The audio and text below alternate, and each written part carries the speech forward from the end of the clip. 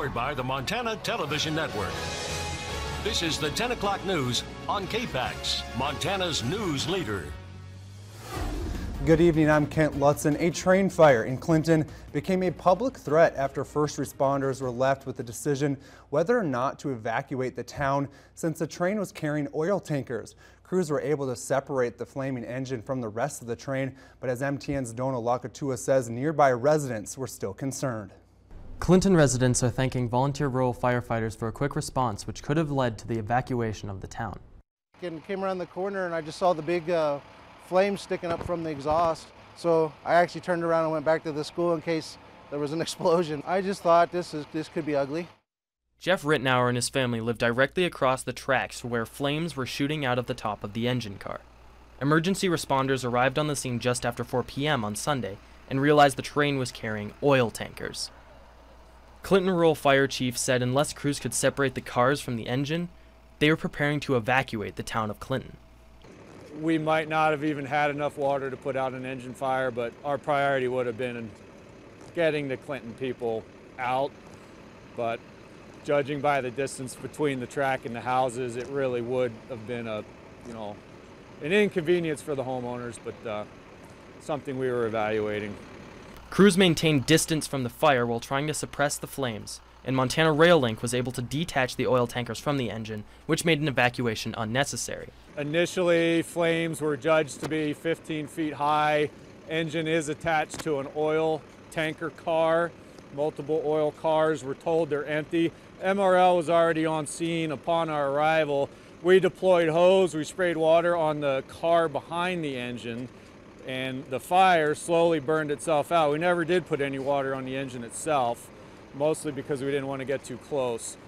There were no injuries reported. MRL dispatched an investigator to determine the cause of the ignition, while crews stayed on scene to monitor temperatures. There were no injuries reported. Stay with KPAX online and on air. We'll keep you updated as more information becomes available. Now back to you. Thanks, Donald. Switching gears to weather, parts of northwest Montana, including the Flathead Valley, are under a winter weather advisory until 11 tonight. With the very latest, let's go to meteorologist Russ Thomas for his first forecast. Russ? Yeah, that's right. What we're seeing is a couple things out there. Mainly, though, the cold temperatures and the wind which are coming through. And we're also seeing some blowing snow in areas especially closer to the divide in the Flathead Valley. Right now we're sitting at 15 in Missoula, also 15 degrees in Kalispell, 7 Sealy, 6 Phillipsburg. So those numbers, yes, on the cold side for sure. Just about all across western Montana. As we look at our satellite and radar image, not seeing much in the way of precipitation. In fact, some areas skies are beginning to clear out a little bit. Overnight lows are going to be very chilly, especially with breezy conditions. Your Monday going to be cold as well, but we're going to have sunshine. We'll have a complete forecast coming up. Thanks, Russ. Despite dealing with the controversy of spousal abuse allegations of 2 former White House staff, it was a rather low-key weekend in Washington for President Donald Trump. He will unveil his latest budget blueprint tomorrow. With Republicans and Democrats reaching a budget deal last week, it's reported those priorities will have a focus on infrastructure and opioid relief programs. That blueprint will also reportedly include reductions in spending for the State Department and the EPA. NASA may also see reductions in the future. Meanwhile, the president isn't receiving high praise from a Montana and former Navy SEAL for desire of a military parade. Rob O'Neill, the man who claims he fired the shot that killed Osama bin Laden, is blasting the idea. O'Neill tweeted, quote, "A military parade is third world expletive. We prepare, we deter, we fight. Stop this conversation." Defense Secretary James Mattis said Wednesday that the Pentagon is preparing options for a possible military parade to send to the White House for a decision. The last major military parade held in the United States was in 1991 under President George H.W. Bush to celebrate victory in the Gulf War. At least 3 people were killed, 4 others were seriously injured in a helicopter crash in the Grand Canyon this weekend. As CBS News' Laura Podesta reports, all the victims were from the United Kingdom. Federal investigators will help piece together what led to a sightseeing helicopter crash in the Grand Canyon Saturday evening.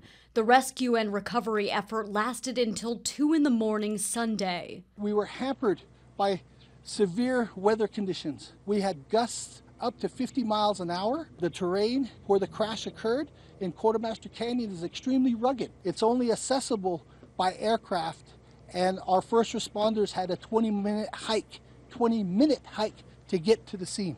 The chopper was carrying a pilot and 6 passengers when it crashed and burned in a part of Arizona's Grand Canyon, 73 miles east of Las Vegas. Teddy Fujimoto, a wedding photographer that happened to be nearby, captured this video and saw some of the survivors emerging from the wreckage. It was pretty bad. It's amazing how they survived. These 2 ladies, are lucky to be alive. The helicopter belongs to Papillon Airways, one of the biggest Grand Canyon tour companies in the area. This is the first with Papillon, the first major crash that we know of since the 2001 incident. Back in 2001, the tour company was involved in another helicopter crash that killed 6 people. That accident was found to be the result of pilot error. Laura Podesta, CBS News. And in international news, a Russian passenger jet crashed and exploded shortly after takeoff from Moscow. Officials say all 65 passengers and 6 crew members have died. Flight 703 took off from Moscow's airport on Sunday afternoon. It was heading to the city of Orsk in central Russia, but minutes later, the aircraft disappeared from radar screens and went down about 25 miles from the airport. One said she saw shattered body parts in the field and no survivors. Russian investigators say the crew on flight did not report any technical problems before the crash. And back in the Treasure State, Montana has one of the nation's highest suicide rates, and winter can be an even more difficult time for people struggling with mental illness. When a mental health call is made, it's our first responders who are sent in the time of need. Corporal Chris Kneff with the Missoula Police Department says they often respond to calls requesting wellness checks or asking for help when a person suffers a psychotic break. Officers arrive on scene not knowing what to expect, but quickly determine if the person is a danger to themselves or to others. But in order to determine if the victim is a danger, the suspect must say so, which often leaves officers with their hands tied. That we can immediately point a finger at and get them help at St. Pat's or community, then it's frustrating to try and get them the help they need. And we as police just don't have those resources at hand. If you know someone who is feeling depressed or having thoughts of suicide, encourage them to see a doctor as soon as possible or call the National Suicide Prevention Lifeline at 1-800-273-8255. This week, Under the Big Sky, Mama Lode moved it beyond a local magazine published in Missoula to a nationally recognized platform for parents after a fortunate meeting between Mama Lode founder Elke Govertson and his Silicon Valley CEO. I had scraped my way into all of these different events around the country to find writers, mostly. I had landed an interview with sort of this big deal person in Silicon Valley. I wanted to do it in person, so I found an event in Silicon Valley, made my way there, went to the event, and the first person I met was the CEO of the company. Her name is Lisa Stone. She founded BlogHer, which is this huge network of women's blogs that eventually was reaching like 90 million women a month. She and I got to talking, and it turned out she grew up in Missoula. So we stayed friends. She was very, very supportive of Mama Lode.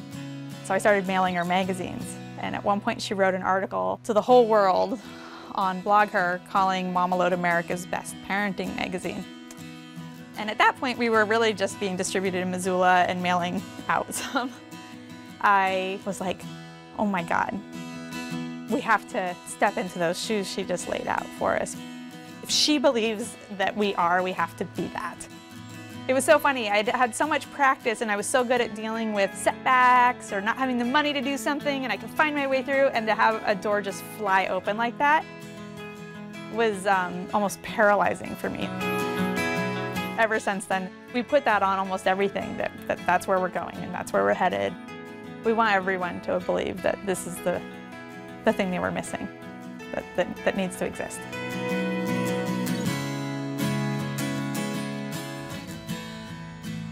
Tune in weekly during the 10 p.m. news, Monday, Montana This Morning, and noon news for more special news features of Under the Big Sky. Alrighty, after the break, it could be a cold but sunny start to the work week. Russ Thomas will be back with our first forecast. Plus, one Scandinavian country is taking the phrase "brr" to a cold new level. Stick around for that story.